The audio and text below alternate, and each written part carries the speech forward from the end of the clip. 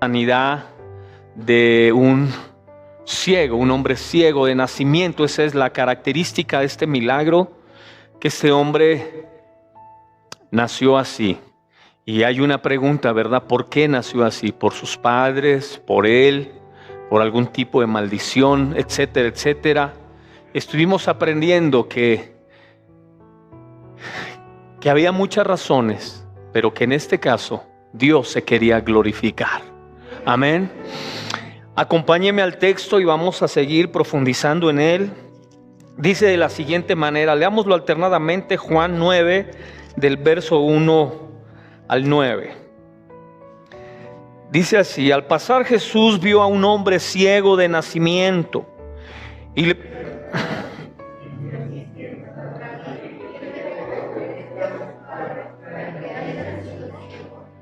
Respondió Jesús: no es que pecó éste ni sus padres, sino para que las obras de Dios se manifiesten en él.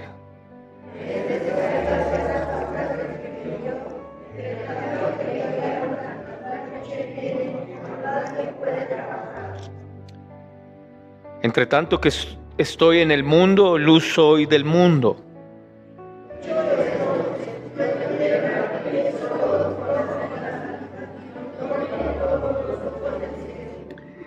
Y le dijo: ve a lavarte en el estanque de Siloé, que traducido es enviado. Fue entonces y se lavó y regresó viendo.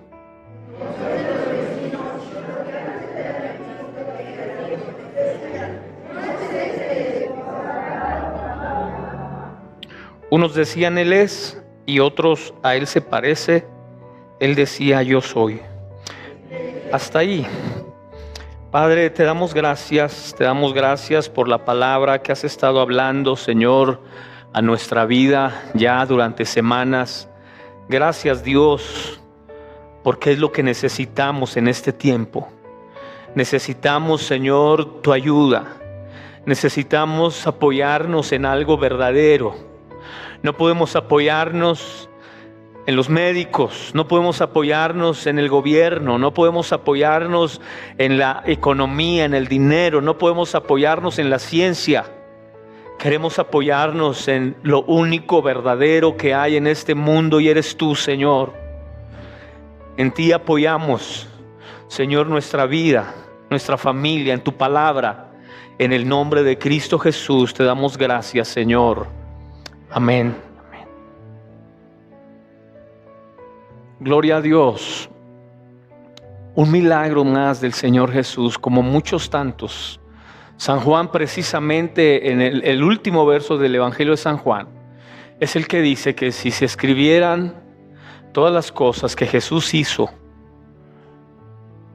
ni en todos los libros del mundo alcanzaría para escribirse tanto de lo que Él hizo, de lo que Él enseñó, de lo que Él dijo, cómo Él era, dice la Escritura, que Él era admirable en todo.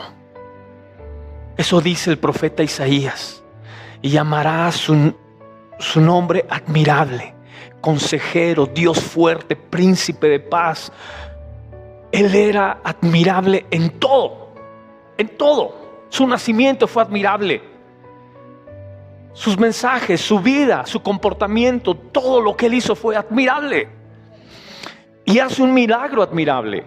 Hace un milagro admirable porque sana a un hombre atípico. Sanó a muchas personas, pero muchos fueron adquiriendo la enfermedad a través del tiempo por decisiones, por circunstancias, por entornos, escenarios. Pero este hombre en lo particular, dice la Escritura, que había nacido ciego. Y la semana pasada le di varias respuestas de por qué, cuáles eran las posibilidades de la condición de este hombre. Pero le dije que la esencia del milagro es porque Jesús quería mostrarse como la luz del mundo. Este hombre había vivido toda su vida en oscuridad, en tinieblas, en ceguera, y no sabía lo que era la luz. Escúcheme, para una persona ciega no importa No importa si la luz es grande, chica, si es fuerte o pequeña. Para el ciego eso no es importante, porque para el ciego, cualquier clase de luz no es relevante porque no la puede ver. Este ciego tenía cerca la luz era Jesús, pero no la podía ver. Si había algo que caracterizaba a los fariseos, que son, se lo he dicho, parte siempre de los milagros de Jesús. Los fariseos son importantes porque ellos se convierten no solamente en los que están atestiguando los milagros de Jesús, sino en los que no quieren la sanidad de Jesús. No solamente en los que son los testigos de lo que el Señor hacía, sino que no querían el milagro de Jesús. Y no hay algo más triste que ver a un hombre ciego que no quiere ver. Amén. Así que desde el capítulo 7, 8 y cuando llegas al 9, Jesús empieza a presentarse, porque es la fiesta de los tabernáculos. Jesús empieza a presentarse como la luz. Yo soy la luz, dice Jesús. Ego eimi en griego. En griego usted sabe que el yo soy es el ego, el yo, el ego. Eimi es la luz, el yo soy. Jesús empieza a decir: yo soy la luz del mundo. Para los judíos, para los hebreos, para los fariseos, eso era un tremendo conflicto. ¿Sabe por qué? Porque en el tiempo de los tabernáculos, la costumbre judía religiosa era que prendían los candelabros de los 7 brazos. Los prendían en las sinagogas, los prendían en los patios de los templos, los prendían en los montes, en sus casas, donde ellos tenían candelabros de 7 brazos. Los encendían porque era el tiempo de los tabernáculos. Era una muestra en que le podían decir a la gente, al mundo, la fe judía, la fe hebrea es una luz para las naciones, para el mundo. Pero ellos estaban limitados, ellos estaban condicionados y posiblemente ciegos espiritualmente, porque la luz verdadera era Jesús. Amén. El candelabro de los 7 brazos apuntaba a la persona de Jesús. Él era la luz verdadera. Él era la luz que jamás se apagaría en la vida del ser humano. Él era la luz que no dependía de una festividad, que no dependía de un pueblo, que no dependía de un lugar. Él era la luz eterna, dice el Evangelio de Juan, y así comienza, que Él era la luz, y la luz era la verdadera luz de los hombres. Pero los hombres amaron más las tinieblas que la luz. Pero Él era la verdadera luz. Él es la verdadera luz. Y esa luz que el pueblo de Israel interpretaba y entendía en los candelabros cuando los encendían, sabían que cuando Jesús comenzó a decir: yo soy la luz, ¿de qué te sirve prender el candelabro de los 7 brazos en tu recámara, en tu sala, en tu sinagoga, en tu templo, si no tienes la luz verdadera que soy yo? ¿De qué te sirve? Amén. Así que Jesús comenzó a hablar que era la luz. Y usted sabe que siempre las personas quieren un milagro para creer, quieren algo para, muéstramelo, para creerlo. Yo he dicho siempre que la incredulidad no necesita realmente evidencias, no las necesita. La incredulidad es el resultado de la falta de voluntad a creer. La incredulidad es el resultado de estar indispuesto a confiar y a creer en Dios. Porque dice la Escritura en Romanos capítulo 1: por lo cual, hombre, eres inexcusable cualquiera que seas. Hombre, no tienes excusa, porque Dios desde el principio de la creación se dio a conocer a los hombres por todas las cosas creadas, por todas las cosas hechas. Amén. Diga conmigo: no hay excusas. Esta gente sí tenía excusas. Esta gente sí quería ver un milagro. Su incredulidad en que Jesús fuera la luz del mundo estaba determinada en lo que Él pudiera hacer, en que Él pudiera demostrar que Él era el Mesías, el Salvador del mundo. Aunque Jesús no lo hacía para convencerlos, Jesús lo hacía porque era parte de su ministerio, mostrarse al mundo como la luz, mostrarse al mundo como la vida, mostrarse al mundo como la resurrección, mostrarse al mundo como la verdad, mostrarse al mundo como el camino, mostrarse al mundo como la vid verdadera. Era su encomienda, revelarse al mundo. Y estos hombres cuestionan todo lo que Jesús hace. Ellos ya habían visto desde el capítulo 7 que Jesús venía hablando: yo soy la luz. Pero va a llegar un momento donde se los va a demostrar que Él es la luz. Les va a demostrar que Él es la verdadera luz, no solamente que alumbra el mundo material, sino que verdaderamente puede alumbrar el mundo espiritual. Voltaire, esta mente brillante francesa, científica, en los tiempos de la Ilustración, dijo Voltaire un día: si hicieran en París, en el mercado de París, si hicieran un milagro ante 2000 ojos y ante los míos propios, yo dudaría primero de mis ojos y luego de los 2000 ojos que están viendo este milagro, porque si Dios no existe, los milagros no existen. Para los que toman clase conmigo, estoy ahorita explicándoles que los milagros son científicos, que se pueden demostrar científicamente. Pero cuando la gente no quiere creer, no importa cuántos milagros hagas, no importa cuántas manifestaciones del poder se den, no importa cuántas cosas el Señor hubiera hecho, ellos nunca hubieran creído en Él. Nunca. Por eso Jesús no lo hizo para agradarlos a ellos, no lo hizo para demostrarles a ellos nada, lo hizo porque Él tenía que manifestarse al mundo como la luz del mundo. Y este milagro tiene que ver con esta verdad.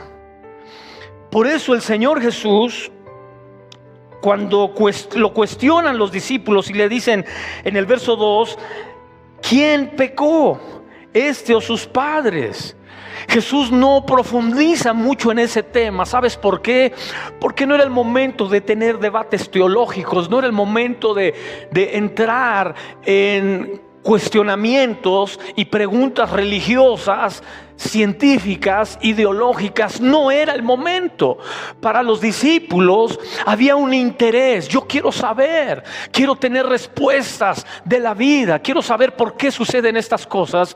Para Jesús no era importante el debate de saber cómo llegó este hombre a este mundo en esta condición. Para Jesús lo importante era sanarlo. Amén. Y sanarlo con un método que no es común en Él, porque Él los sanaba en el instante, o los tocaba o soltaba su palabra sobre ellos. Pero sobre este hombre dice la Biblia que el Señor Jesús hizo lodo con su saliva. Ya le he explicado a usted algunas creencias de los judíos sobre la saliva. Bueno, no nomás los judíos, también nosotros. Yo me acuerdo de niño, cuando me picaba un mosco, mi abuelita me decía: úntate saliva, y tomaba una saliva y se untaba. Yo no recuerdo que me ayudara en nada, pero le hacía caso, ¿verdad? No sé si a usted le ayude su saliva para los mosquitos, pero hay muchas creencias sobre eso, y en ese tiempo era lo mismo. Pero realmente el Señor Jesús estaba apuntando hacia el origen de las cosas, porque el polvo, la tierra, tenía que ver de dónde vienes. Vienes del polvo, ese es tu origen. Ese es tu origen. Tú vienes de un diseño divino. Dios fue el que te formó del polvo de la tierra. El Señor estaba apuntando hacia otros aspectos en los que Él no quería entrar en debate con sus discípulos ni con la gente que le rodeaba. Él quería hacer el milagro, pero quería dejar la lección. Quería mostrarle al mundo la importancia de recibir la luz. Amén, iglesia. Hay un hombre en la Biblia, en el libro de Jueces, después léalo en casa, Jueces capítulo 14, 15, 16, de un hombre llamado Sansón. Es un hombre que tuvo la vista física y la vista espiritual. Y un día perdió la vista física y la vista espiritual. Dice la Biblia que le sacaron los ojos los filisteos. Usted sabe que Sansón significa sol. Sol, o el que alumbra en la oscuridad, eso significa Sansón. El propósito de Dios para Sansón era que Sansón fuera una luz, fuera un sol en medio de su pueblo, que alumbrara las tinieblas, la oscuridad en la que el pueblo estaba. Porque acuérdese usted que Sansón viene en el tiempo de los jueces. El tiempo de los jueces es un tiempo de oscurantismo, porque lo que predominaba en ese tiempo, acuérdese que ellos no tenían rey. Ahí no había un rey. En ese tiempo dice la Biblia que el pueblo era caracterizado porque hacía lo que bien le parecía. Un poquito como se vive allá afuera. Usted sabe que allá se vive así, ¿verdad? Yo hago lo que quiero. Yo soy dueño de mi cuerpo, yo soy dueño de mi vida, yo soy dueño de mis cosas y yo hago lo que quiero con lo que es mío. Así se vive allá afuera. Así se ve en Jueces. Y ahí Dios levantó a Sansón. Y Dios levantó a Sansón para que fuera un sol, una luz que alumbrara las tinieblas en las que se encontraba el pueblo. Y dice la Biblia que él se empezó a hacer amigo de los filisteos, amigo de sus enemigos, amigo de los enemigos del Señor, amigo de los que tenían al pueblo en oscuridad, amigo de los que tenían a la nación hundida en pobreza, en miseria, porque los filisteos los oprimían constantemente. En lugar de ser la luz, dice la Biblia en el libro del profeta Isaías, que ellos se conviertan a ti y no que tú te conviertas a ellos. Eso es lo que está sucediendo con el sistema del mundo y con el sistema religioso. La gente está convirtiendo al mundo, o convirtiendo a los cristianos a otras ideologías, a otros conceptos, en lugar de establecerte en el reino del Señor y traerlos a ellos al reino. Ellos se están llevando al reino de las tinieblas. Eso es lo que está sucediendo con gran parte de la iglesia en este tiempo de COVID. Por eso le dije que los milagros en tiempo de COVID son importantes. Los milagros en tiempos prohibidos, como los sábados, en tiempos de reposo, donde supuestamente Dios no hace nada porque está descansando, donde no se tiene que mover ni un dedo porque es el día que Dios dijo que se reposara y que no se hiciera nada. Yo digo, ¿cómo el diablo engaña a la gente? ¿Cómo el diablo puede engañar a la gente con una facilidad? Que mucha gente cree esas mentiras del diablo, porque Jesús es el verdadero reposo. Aunque descanses todos los sábados de tu vida, si no tienes a Cristo, si Cristo no es la luz en ti, nunca tendrás reposo. El único reposo es Cristo. Por eso Él vino a mostrarse al mundo como el verdadero reposo. No hay un sistema religioso que pueda darle reposo al hombre. Está probado en toda la Biblia y en toda la historia. El único que da reposo es Cristo. Tú sabes que los judíos que viven en edificios ni siquiera salen del departamento para no usar el elevador. Porque si tocan el número, tocan el botón, eso ya es trabajo. Es trabajo del elevadorista. Y si ya ni existen ahora, ¿no? Ahora ya con las nuevas casas y edificios inteligentes, pues nomás le dices a dónde vas y te lleva, ¿verdad? Donde tú vas. Amén. Usted pregúntele a una persona que trabaja con un judío si le da descanso el sábado. Pregúntele. Dígale, ¿y el judío te dice que no trabajes en sábado? No. Ve nomás la farsa. Porque eso no dice la Biblia. La Biblia dice en cuanto a la ley, los que quieran guardar la ley, le tiene que dar descanso al criado, al esclavo, al animal que tengas en tu casa. También le tenían que dar descanso. No, pero estos judíos ahora son muy abusivos, ¿no? Ellos descansan y a sus empleados los ponen a trabajar en día sábado. ¿Tú crees que eso es guardarla? Bueno, ya le he dicho cosas sobre eso y no quiero regresarme a eso, pero le estoy diciendo esto porque esto es lo que está sucediendo alrededor. Ese es el escenario. Pero tú tienes que entender que Jesús es la luz. Él no intenta contestar preguntas o cuestionamientos. Él quiere demostrar lo que Él es. Él es Dios. Él es Dios y lo va a demostrar de muchas maneras, especialmente sanando a este ciego desde sus orígenes hasta el momento que tuvo este encuentro con Jesús. Amén. Ahora vamos al texto, porque el texto nos revela cosas poderosas, cosas gloriosas. Dice la Escritura en el verso 25: después del milagro es perseguido por los fariseos, él y su familia, tratando de desacreditar el milagro del Señor. Y dice el verso 25 que él respondió y dijo: si es pecador, no lo sé. Una cosa sé, que habiendo yo sido ciego, ahora veo. ¿Qué es lo que está haciendo este ciego? Escúcheme, ¿qué es la ceguera? ¿Qué es la ceguera? Simplemente la incapacidad de ver naturalmente las cosas materiales. Estás incapacitado para poder ver el mundo material, natural. Pero la ceguera espiritual, ¿cuál sería? ¿Sabes cuál es la ceguera espiritual? Es la incapacidad de tener la seguridad y la convicción de que el Espíritu Santo está a tu lado. Cada momento de tu vida, cada circunstancia, si veo o no veo, el Espíritu Santo está aquí. Si tengo o no tengo, el Espíritu Santo está aquí. Si hago o no hago, el Espíritu Santo está conmigo. Si voy o no voy, el Espíritu Santo está conmigo. Esa es la luz. Cuando una persona recibe la luz, la manifiesta así.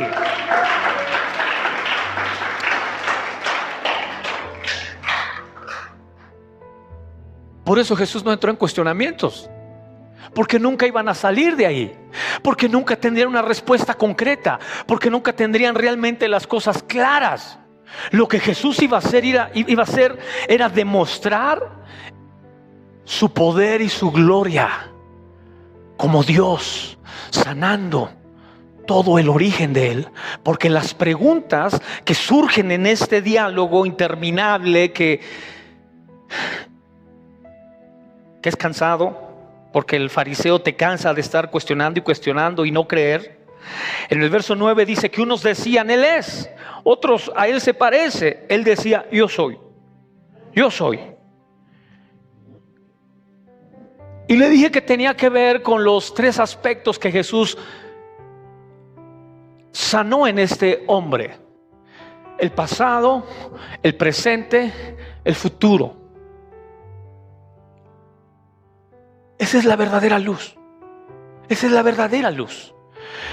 La vista puede posiblemente darte una perspectiva hoy, puede darte una visión hoy.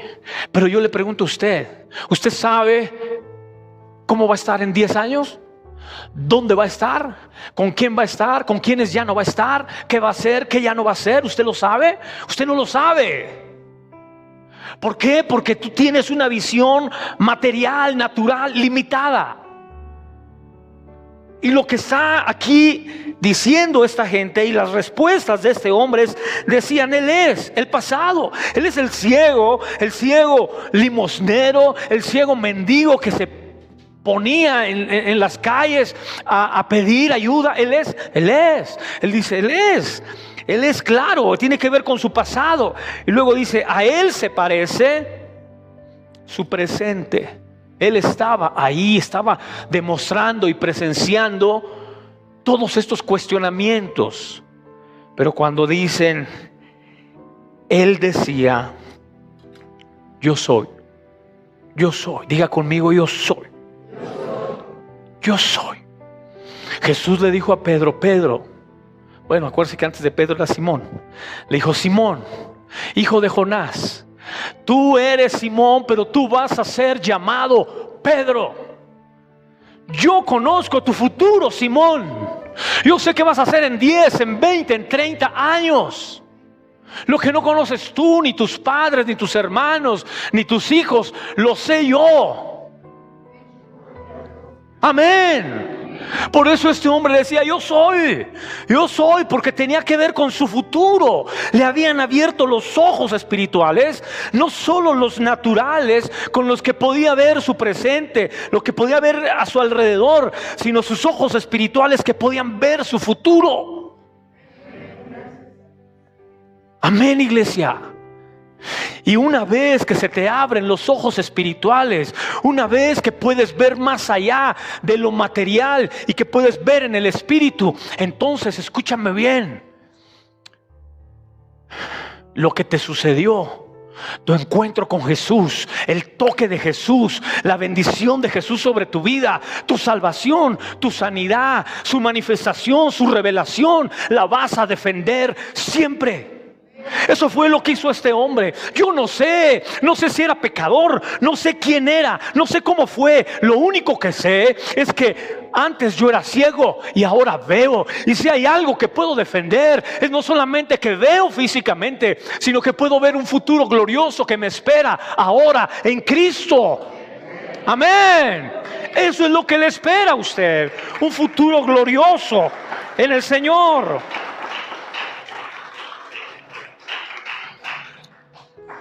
Acompáñeme a 2 de Samuel rápidamente. 2 de Samuel, capítulo 23, verso 11. 2 de Samuel, capítulo 23, verso 11 y 12. Después de este fue Sama, hijo de Age, Ararita. Los filisteos se habían reunido en Leí, donde había un pequeño terreno lleno de lentejas. Diga conmigo: lleno de lentejas. Y el pueblo había huido delante de los filisteos. Él entonces se paró en medio de aquel terreno, diga conmigo, y lo defendió. Y mató a los filisteos, y Jehová dio una gran victoria. Escúcheme bien, iglesia, estamos en tiempos donde tienes que defender tu milagro, donde tienes que defender tu sueño, donde tienes que defender tu familia, donde tienes que defender las bendiciones que has recibido de parte de Dios. Hay muchos momentos en la vida donde Dios hace todo por nosotros, donde Dios hace la pelea, donde Dios toma la victoria, donde Dios toma el botín, donde Dios prácticamente nos deja el terreno limpio para que cosechemos, para que tengamos esa gran victoria. Pero también hay tiempos donde tienes que defender lo que Dios ha hecho en ti. Ese hombre defendió su milagro, defendió su sanidad. A mí no me van a hacer dudar. Yo era ciego y ahora veo. A mí no me van a hacer titubear. Yo sé lo que es mendigar y ahora tengo un futuro glorioso. A mí no me van a hacer titubear en cuestionamientos. Yo sé que vivía de una manera y hoy mi vida es diferente. Amén. Dice la escritura que este hombre defendió un campo de lentejas, un campo que los filisteos le querían robar y que era la bendición que Dios había soltado sobre su vida. Y dice la escritura que él defendió su campo de lentejas y Dios lo respaldó y Dios le dio una gran victoria. Escúchame, iglesia, tienes que defender muchas veces tu sueño. Tu sueño en el que muchos no creen, que muchos han manoseado, que muchos han criticado, que muchos han señalado, que muchos han menospreciado, pero que Dios te lo ha dado a ti. Tienes que hacer lo que hizo este hombre ciego, defender su milagro, defender su sueño. Amén. Amén, iglesia. Yo le he dicho a usted, yo a veces los defiendo a ustedes. Usted no lo sabe, pero yo a veces platico con personas, con hermanos, y me dicen: oye, vi a una persona de tu iglesia, a un hermano de tu iglesia. ¿Y cómo lo viste? Lo vi, lo saludé y me hizo una seña con la mano muy fea.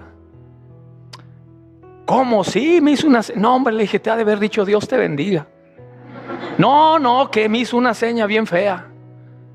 Y yo los defiendo. Y cuando alguien me dice, no, es que ahí en tu iglesia va gente que según es cristiana y mira, hace esto. No hace nada de eso. A lo mejor ves mal. Él no es así. Él no se comporta así. A lo mejor titubeó. A lo mejor tropezó. Pero él no es así. Y uno defiende lo que Dios le ha dado. Amén. Defiende lo que Dios te dio. ¿Cuál es tu campo? Tu escenario de vida. ¿Cuál es tu negocio? ¿Cuál es tu escenario de vida? Tus hijos que están aspirando a una profesión, a un título, a una realización personal, defiéndelos. Amén. Que alguien viene y habla de ellos y te dice cosas que posiblemente sí lo son, pero tú dices, yo voy a defenderlo. Y lo voy a defender en el espíritu. No voy a hacerme el alcahuete, ni voy a negar la realidad, pero en el espíritu voy a pelear. ¿Por qué? Porque creo en ellos, porque creo lo que Dios ha dicho de ellos y no lo que la gente dice de ellos. Amén. Este ciego defendió su milagro. ¿Qué tienes que defender tú? ¿Qué tienes que defender en este tiempo? Porque es un tiempo de mucha confrontación, de mucho señalamiento contra Dios, contra la Biblia, contra la iglesia, contra los pastores, contra los líderes, contra su palabra. Es un tiempo de mucha confrontación. Y es un tiempo en el que tienes que defender tu fe. Yo no sé, no soy teólogo, no conozco las raíces hebreas ni griegas, no lo sé, pero una cosa sé, que un día mi familia estaba hundida, perdida en el alcoholismo, en la miseria, y de ahí Dios nos sacó y nos hizo reyes y sacerdotes para Él por siempre. Amén. Eso es lo que sé.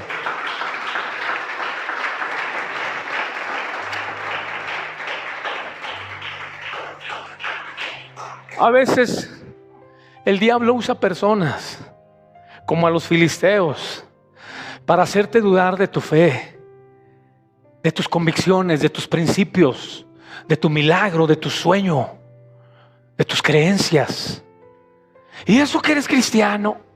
Mira cómo te pones. Sí, y me voy a poner más. ¿Por qué? Porque es mi fe, porque es mi Dios, porque son mis principios, porque es mi creencia, porque es la verdad de la palabra de Dios que ha cambiado mi vida. Amén. Así se puso este hombre contra estas gentes, contra estos fariseos que lo cuestionaban. Fueron a su casa a cuestionar a sus padres. También comenzaron a buscar la manera de desacreditar la obra de Dios, pero él no lo permitió. Amén, iglesia. Este es el contexto del milagro. Ahora le quiero hablar sobre las características de la ceguera, pero ya se me acabó el tiempo. Es que hoy tenemos Santa Cena. Se me estaba pasando. Y si no, no va a haber Santa Cena. Y la Santa Cena, saben ustedes que aún en el desierto la tomamos. Aún en nuestra casa, aún en momentos de enfermedad, de crisis, de dificultad, sabemos que la cena del Señor la necesitamos.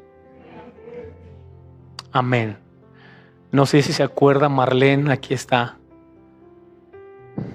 Su mami ya para ir con el Señor, malita. Un día antes,